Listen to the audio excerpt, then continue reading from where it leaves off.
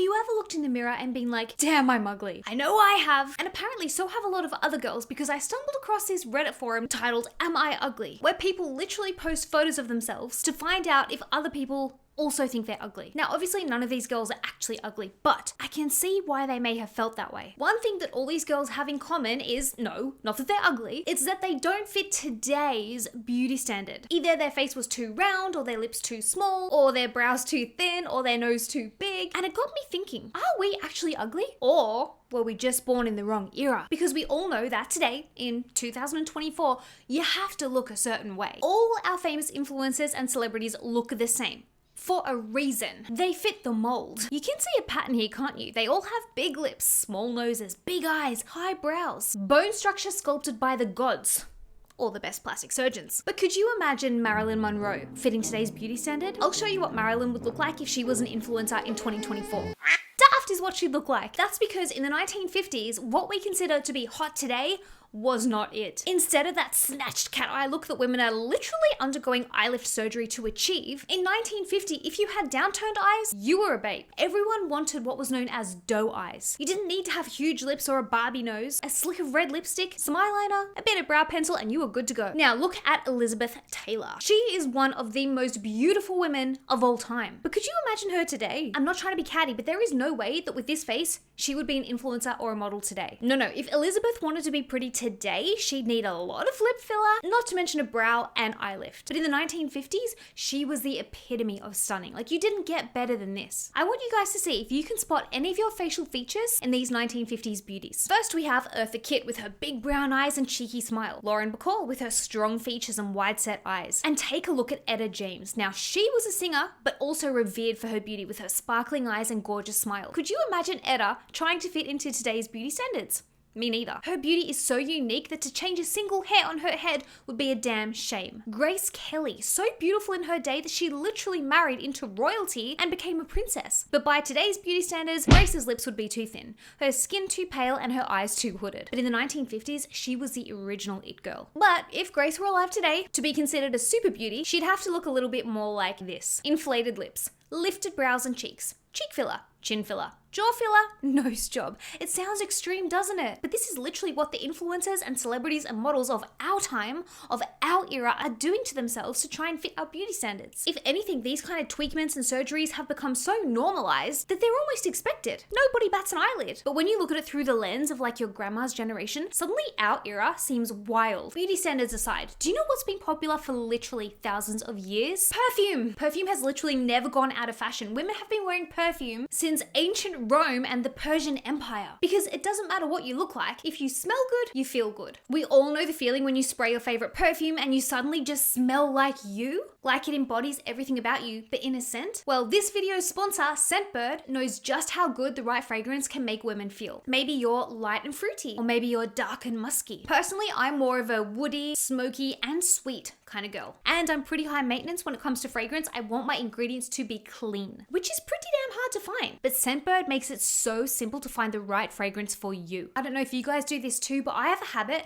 of basing my fragrance choice on my mood, which is another reason I adore Scentbird. They have over 700 different fragrances to choose from the popular brands that we all know and love, and more niche brands that maybe you would have never thought to try, but become your new favorite scent. Now, because I like to match my fragrance to my mood, spending like $500 on a big bottle of perfume makes no sense. I know I'm never going to use that up. With Scentbird's system, I can diversify my fragrance range with just the right amount of scent and more affordable prices. My two favorite scents I picked up from Scentbird are Maison 21G Rose Ritual, which suits me perfectly with its notes of blackcurrant oil and mandarin oil. It smells fresh, fruity, floral, and musky. You can just imagine how good this smells, can't you? I also got my hands on Marlowe Spirit, which is like a decadent mix of violet, black pepper, and mild musk. This one is giving mysterious but lightweight at the same time. I don't like anything too heavy. And next on my list that I really want to try is this beauty from Sana Jardin called Incense Water. All the fragrances that I chose are vegan and cruelty free, if that's something that's also important to you guys. Not to mention, if you're like me and you love to travel, Scentbird's packaging makes it so much more convenient and safe to take your favorite scent with you. Each vial comes with a 30-day supply of the scent, which gives you the flexibility and freedom to have a good try before you buy. Instead of jumping straight in and spending hundreds of dollars on a perfume that you may not even end up liking, you can wear the scent for a month, see if it suits you, see if you like it, and then invest. So if you love fragrance and you're like, yes, I want to give Scentbird a go, that sounds amazing, you can scan my QR code or use code Lange to get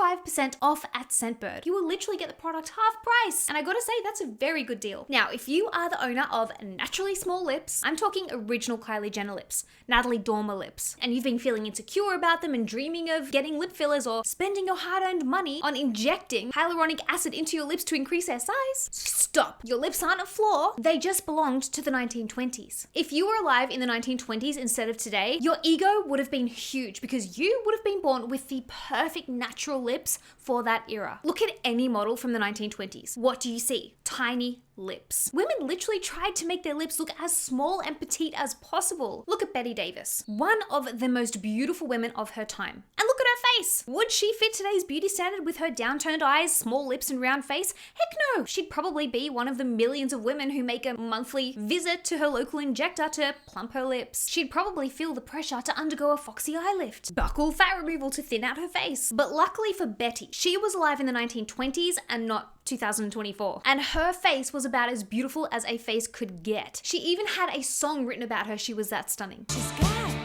Betty Davis eyes. If your face looks anything like Betty Davis and you're alive now, excuse me, you are not ugly. You were just born in the wrong 20s. Look at Greta Garbo. 100 years on and she is still a household name because she is so stunningly beautiful. But if she was alive today, she wouldn't be considered a great beauty, would she? She'd probably be one of the hundreds of girls posting in the Am I Ugly Reddit forum. By today's standards, her nose is too long, her lips are too thin and straight, her eyes too droopy, brows too thin, blah, blah, blah. You know what I'm talking about. But in the 1920s, this is what all women wanted to look like. Basically the opposite of today, really. Marlene Dietrich, she had similar features to Greta and she was flaming hot. I know it's hard to comprehend it in our day and age because our ideal of beauty is so different to back then. It makes it almost hard to believe that 100 years ago, the beauty standard was to have a strong nose, downturned eyes, and small lips. Look at Clara Bow. Now, I'll be honest, if Clara Bow were alive today, she would not be considered pretty, but in the 1920s, she was the ultimate it girl. Her thin brows, thin lips, heart-shaped face, and doe eyes were everything. In 2024, thin lips are out,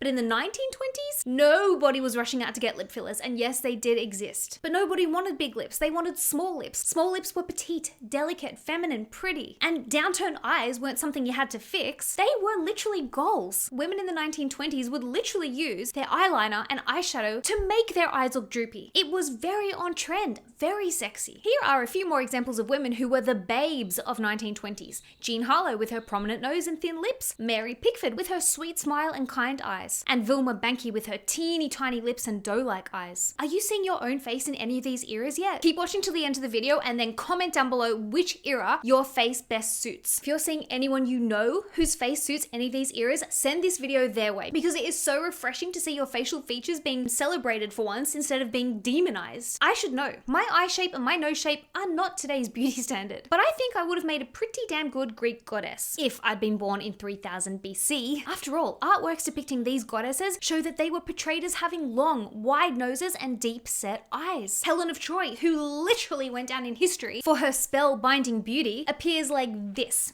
in our current day beauty standards. I mean, look at this. This is how she was portrayed in the blockbuster Helen of Troy film. And when you go onto Google, this is how people today imagine Helen must have looked. But we're looking at Helen through the lens of 2024's beauty standard. And 2024's beauty standard was not considered beautiful in ancient Greece. This is more like what Helen of Troy would have looked like. According to historians, Helen reportedly had red hair and an aquiline nose, which looks like this. Yes, the very same nose shape that most women of today feel pressured to fix with rhinoplasty. But in ancient Greece, this was the nose that launched 1,000 ships. It was Helen's beauty that sparked the Trojan War after all. I like this look. I like the strong prominent nose and her wild hair. It's basically the opposite of today's beauty standard, but if you'd been born a few thousand years ago instead of today, which, I mean, it's possible your ancestors were alive back then, it could very well have been you would have literally been born as the beauty standard. You would have been basically a supermodel.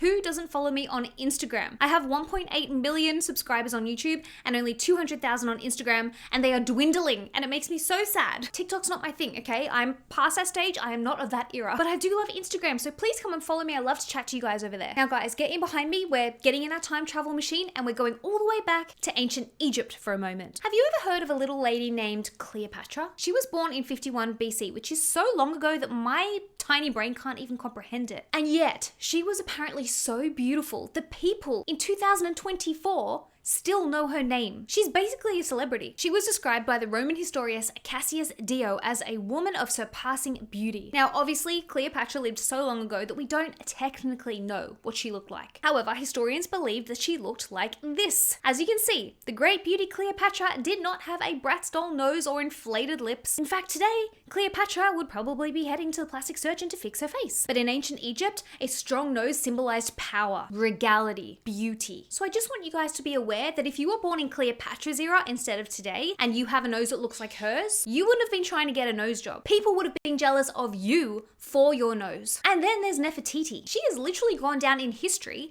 as a global icon of femininity, beauty, and power. An ancient bust of Nefertiti sits in a museum in Berlin, and as you guys can see, she was undeniably attractive. So if you too have a strong, sturdy nose, deep-set eyes, you may look a lot like Nefertiti, an ancient Egyptian queen and symbol of royalty and beauty. I mean, fuck today's beauty standards. I want to look like an ancient Egyptian queen. Now we're going to scoot on forwards to the 1970s, which is still backwards, but more recent than ancient Egypt. If your face resembles a horse, then you're in luck too. No, not because you should have been born a horse, but had you been living in the 1970s, well, you probably would have ended up a supermodel. Look at Jerry Hall. Long, angular face and bone structure. Long, straight nose. Prominent teeth and high, proud forehead. Then there's Bianca Jagger, who, like Jerry, also happens to be an ex-wife of Mick Jagger, who also has a horsey look about him. The man has a type, because I'm seeing similarities here. Strong nose, angular facial bone structure, prominent teeth. That is because in the 1970s, this kind of look was the epitome of glamour. Strong features like this were revered as supermodel-esque, whereas nowadays, women with a nose like this or teeth like this feel insecure and like they need to fix themselves with plastic surgery. This might be you. If you have big teeth and a big nose, you probably feel a little bit down about yourself. But let me tell you this, if you'd been alive in the 70s instead of today, you'd probably have ended up on the cover of Vogue. Or, like Jerry and Bianca, married to a rock star. Then we have Farrah Fawcett, an icon of the 70s with her shiny blonde mane and strong facial features. She'd probably not be considered that pretty today.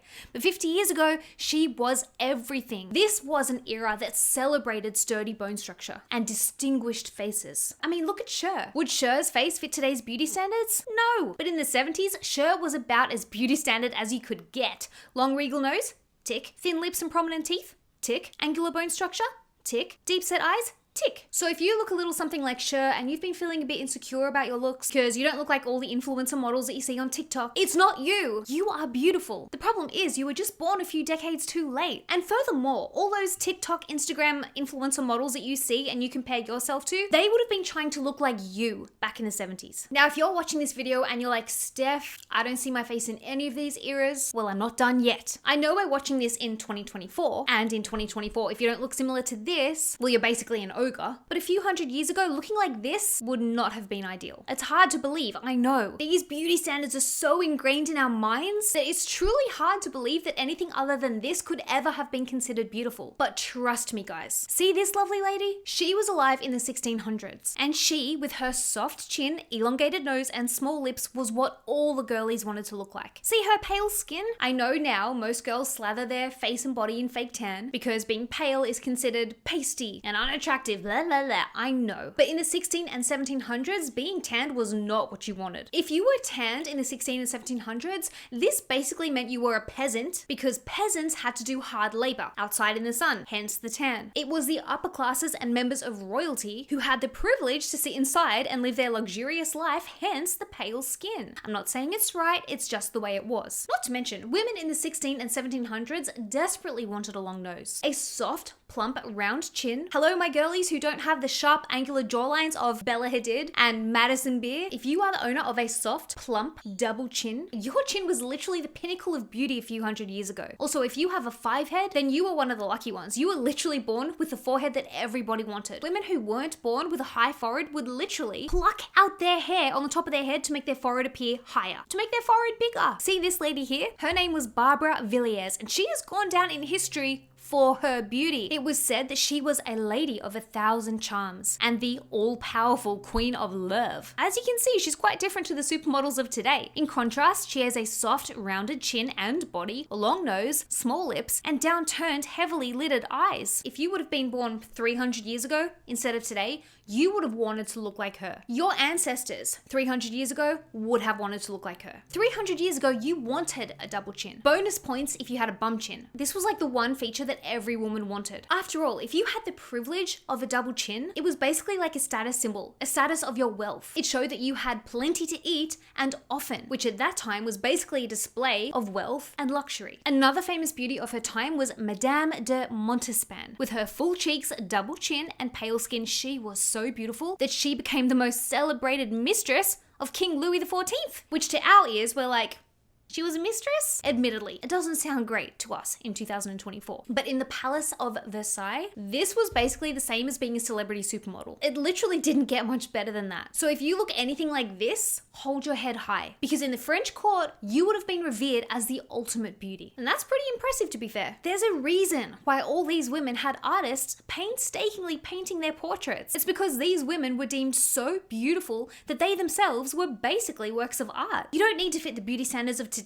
if your face was at one point in history literally considered a work of art. And it just goes to show, you don't need to fit into the beauty standards of 2024 to be a babe, to feel confident and beautiful in yourself, to appreciate the facial features you were born with. Fuck our beauty standards. The sad truth is that in 100 years time, the girls are gonna look back at our generation and be like, they're gonna laugh. They're gonna be like, what the fuck were they doing? What the heck did they think they looked like? They're gonna look at our inflated lips and fillers and Botox and veneers and be like, seriously? Who told them that looked good? Like, when you really think about it, how stupid are beauty standards? Considering they can change so wildly and what is considered beautiful in one generation is literally butt ugly in the next. The truth is that beauty standards have nothing to do with beauty. They're literally just a silly social construct. Now, I've got some homework for you guys. I have a task, okay? I want you to do this as soon as you click off this video. I need you to do this. Go to your closest reflective surface, a mirror preferably, and I want you to stand there and literally take in everything you see and admire yourself. No, I don't want you to pick out your flaws. I don't want you to think your nose is too big, your lips are too small, your face is too wonky. No, admire yourself. What era did your facial features best suit? Because I know you were in one of them. We may be unfortunately stuck living in 2024 and our beauty standards are whack, but don't forget guys that trends always come and go. Beauty standards themselves are always evolving and changing. Hence why what we think of as beautiful in 2024 is so damn different to what we considered to be beautiful in 1724. Your face may not fit today's beauty ideal, and you know what? That's fine. So what? Hold steady in the knowledge that your face was once the epitome of the beauty standard, and you didn't have to alter yourself or change anything about yourself to fit it. You were just born beautiful. Just because your face may not fit today's beauty standard perfectly does not mean you're ugly. It literally just means that perhaps your face fits a vintage beauty standard. Or maybe your time hasn't even come yet. Maybe as our beauty standards change and evolve, your